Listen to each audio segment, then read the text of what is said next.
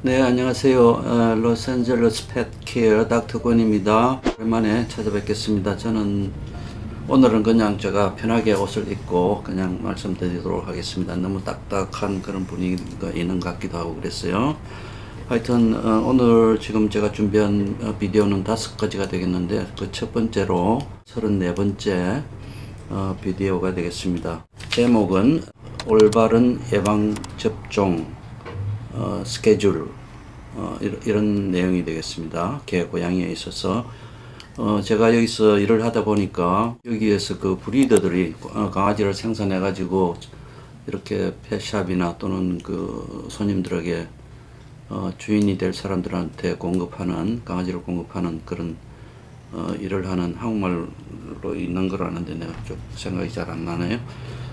그분들이 하는 경우도 그렇고, 요즘 또 가끔 보니까 한국에서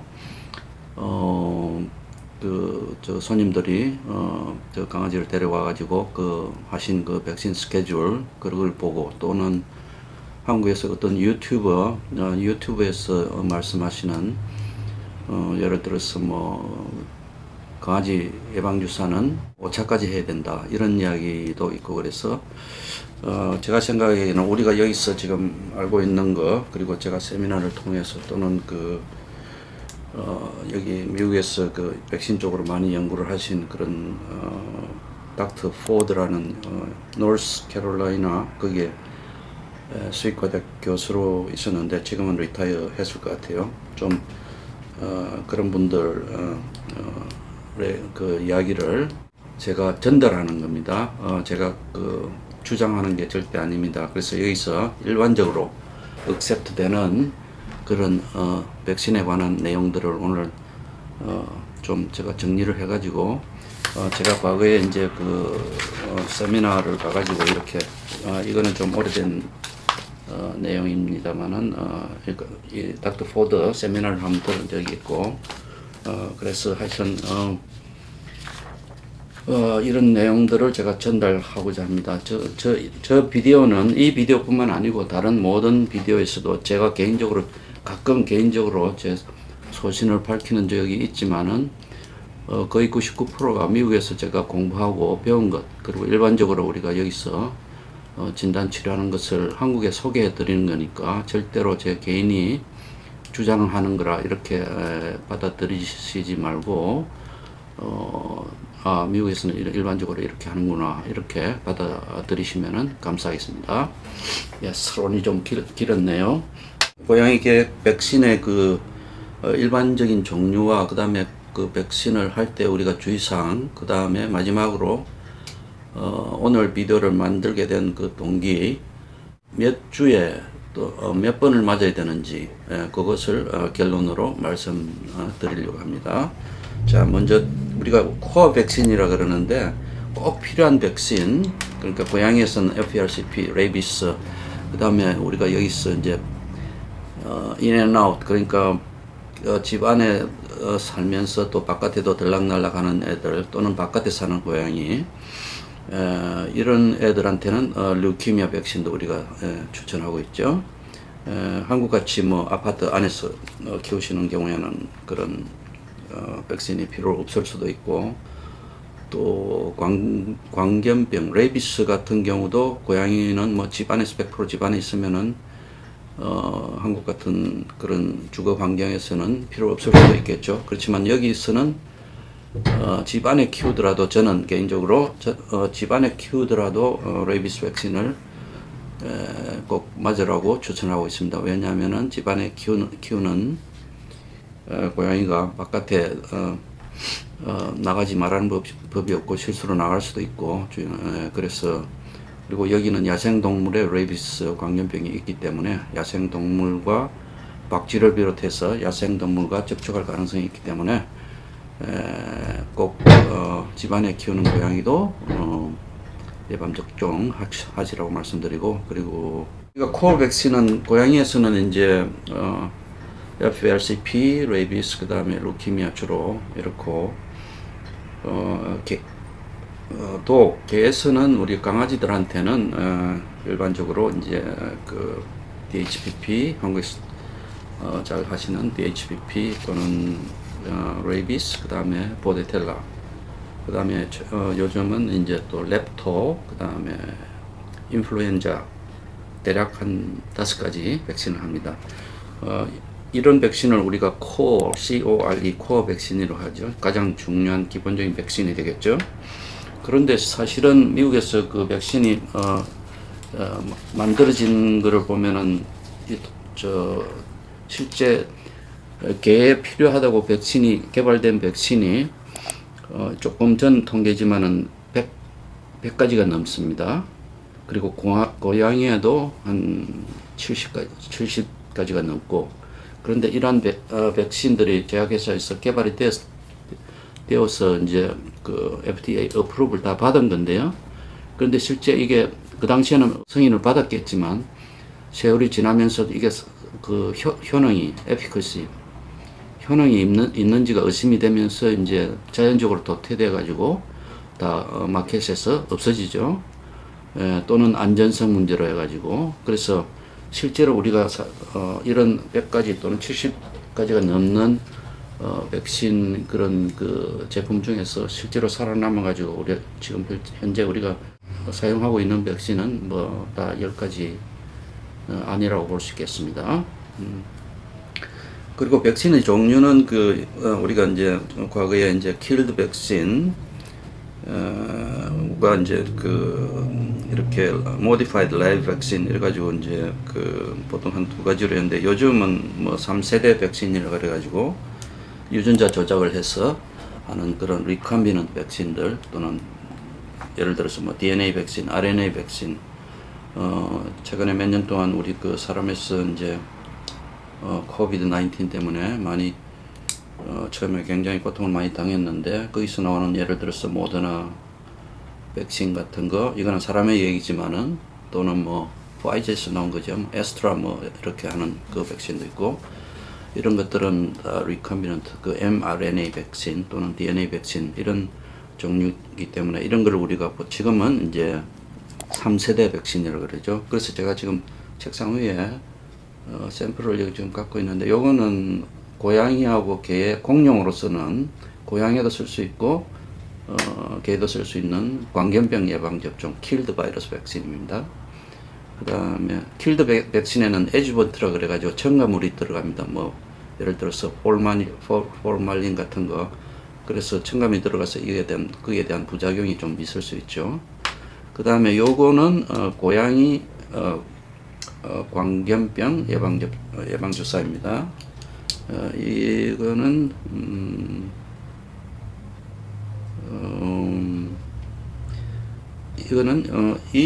이 제품은 고양이 쓰면은 뭐 3년까지 유효한 거로 되어 있는데, 요거는 1년간 유효해서 매년 one year rabies, feline one year rabies라고 이렇게 적혀 있습니다.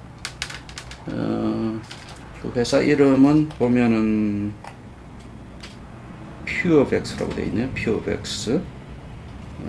1년짜리 고양이 1년짜리 광견병. 이거는 지금 어디서 회사가 나왔냐면은 노비백이라는 회사에서 나온 거거든요. 3년짜리 dog and cat 3년짜리 뭐 이런 식으로 되어 있습니다. 하여튼 그래서 이런 백신들이 있고 우선 몇 가지 우리가 백신을 할 때 좀 주의할 거, 상식적으로 우리가 알아두면 좋다고 제가 판단이 되는 걸 말씀드리겠습니다. 보통 그 모체에서 강아지들이 세상에 태어나면은 모체에서 머터널 어미가 예방접종을 받았으니까, 또는 자연적으로 예를 들어서 감염이 되었다든지 이래가지고 모체로부터 물려받는 그 항체가 있죠. 그 항체가 보통 어느 정도 지속되느냐 하면은 처음에 보통 한 생후 6주까지 지속이 되죠. 그래서 이 동안에는 우리가 예를 들어서 예방접종을 하게 되면은 백신 브레이크라 그래가지고 작동이 되지 않죠, 보통. 그런데 이런 리카미넌 백신은 또 최근에는 또 다른 거로 되어 있습니다. 한 3, 4주 때부터 주사를 해도 효과를 나타낸다고 이렇게 되어 있고요.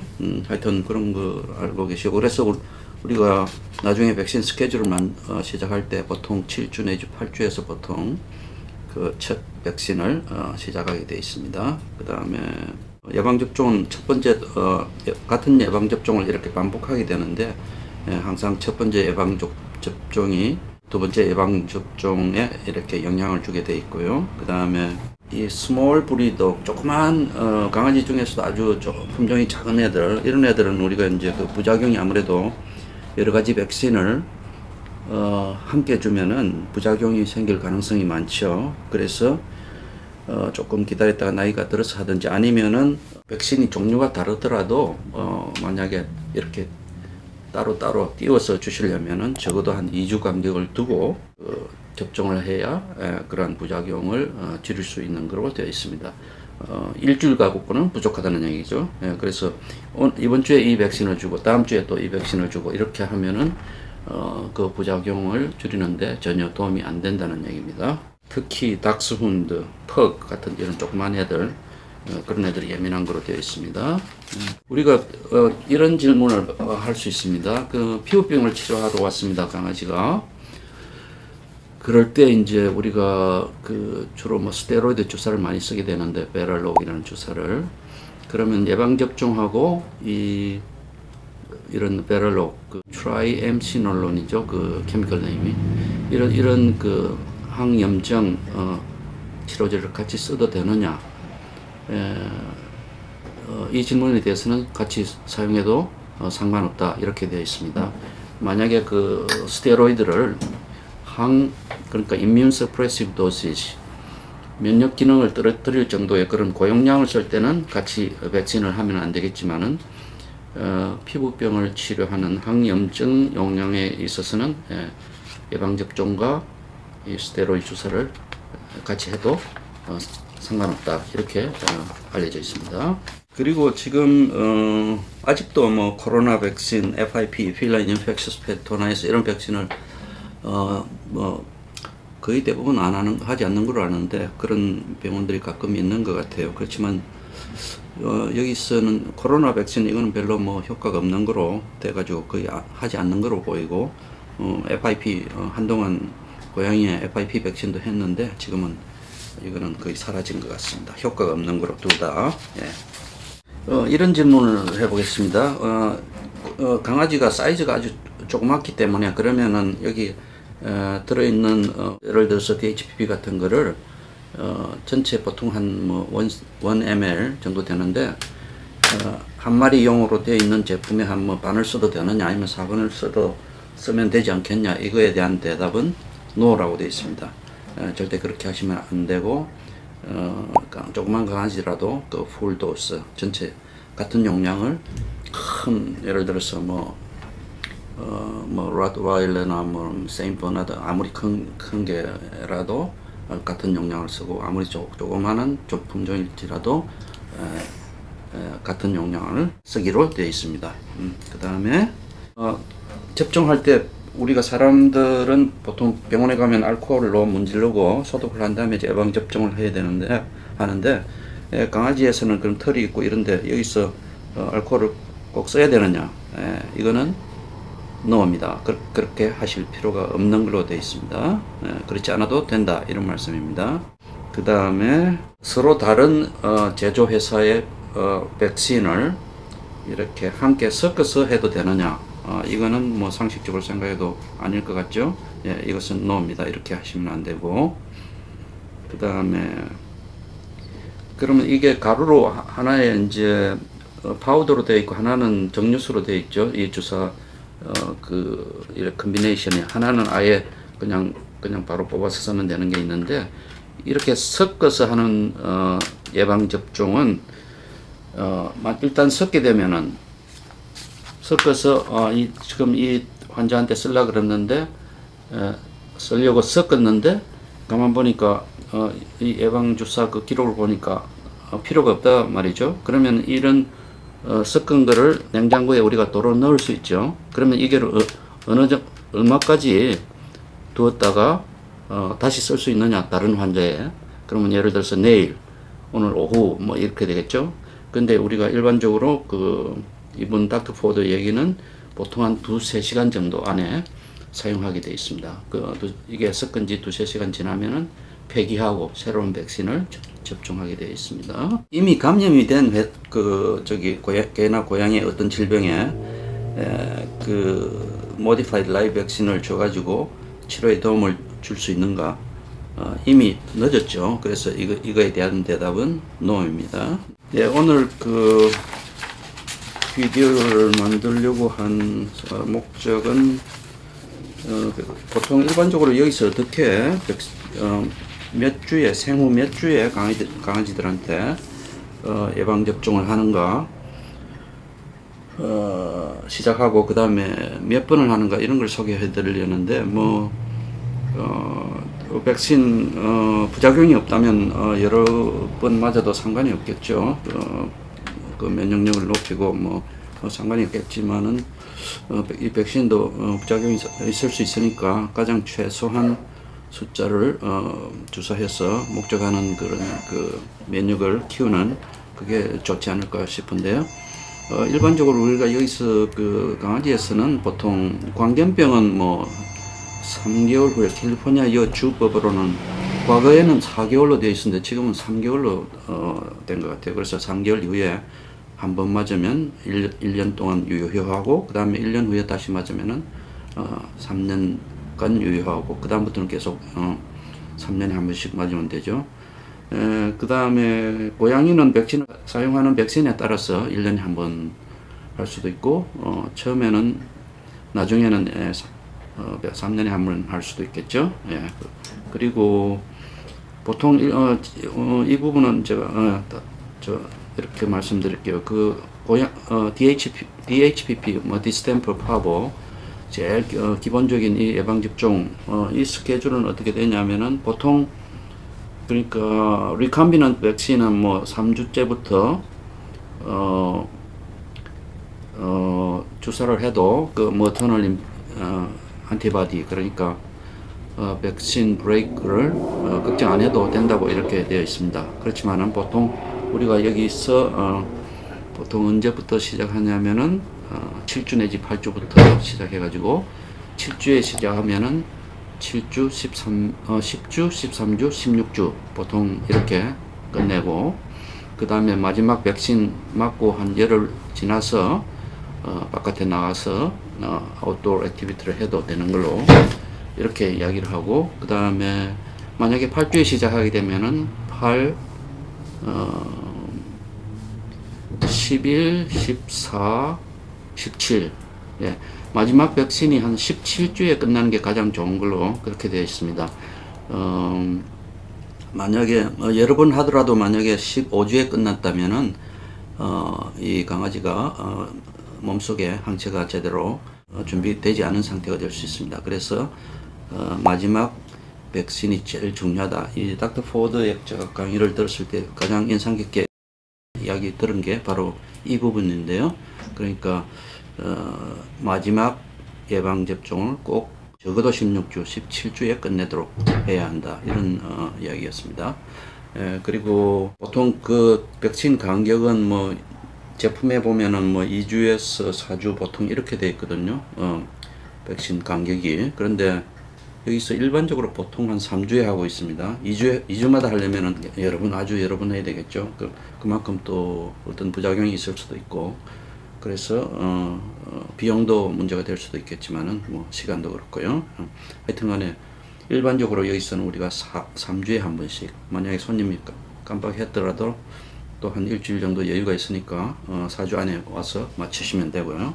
그래서 보통 4번 일반적으로 4번 하고 있습니다. 여기서는 그리고 여기 제가 그 강의를 들으면서